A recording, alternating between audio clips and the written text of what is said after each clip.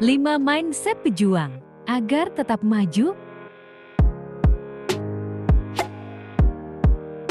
Dalam hidup, ada hal yang bisa kamu kontrol dan ada yang tidak. Misalnya, kamu tidak bisa mengontrol bagaimana pandangan, pendapat, dan sikap orang lain kepadamu. Namun, kamu bisa mengontrol bagaimana pandangan, pendapat, dan sikapmu terhadap perkataan dan perbuatan orang lain. Orang lain bebas kalau mau meragukan mimpimu, membenci usahamu, atau bertekad menggagalkan perjuanganmu. Itu semua tak akan ada artinya kalau kamu menguatkan diri dan tetap maju tak tergoyahkan.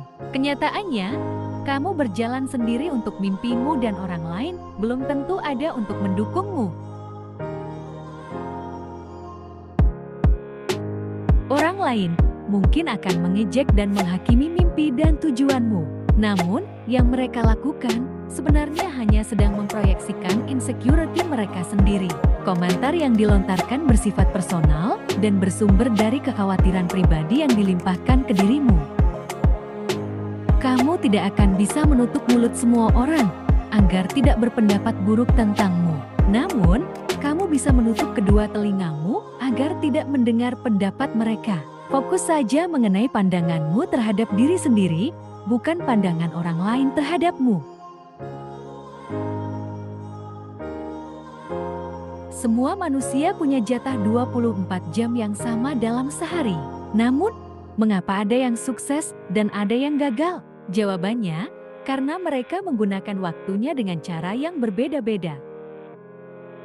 Kalau ingin sukses dan berhasil, kamu harus memanfaatkan waktumu yang terbatas hanya untuk melakukan hal-hal yang berguna. Anggap waktu seperti uang yang harus dikelola dengan baik agar menghasilkan untung dan menghindari rugi.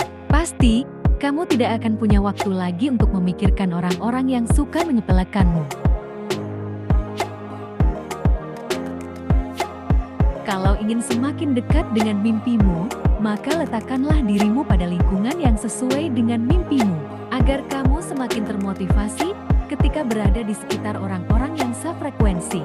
Selain itu, ini bertujuan agar kamu bisa belajar langsung dari mereka. Kamu harus benar-benar serius dalam menyeleksi lingkungan dan orang-orang yang ada di dekatmu. Jauhi orang yang suka menyepelekan dan menjatuhkanmu, sebab mereka hanya akan menghambatmu dalam mencapai mimpi. Apa kamu tipe orang yang suka menceritakan rencanamu ke semua orang?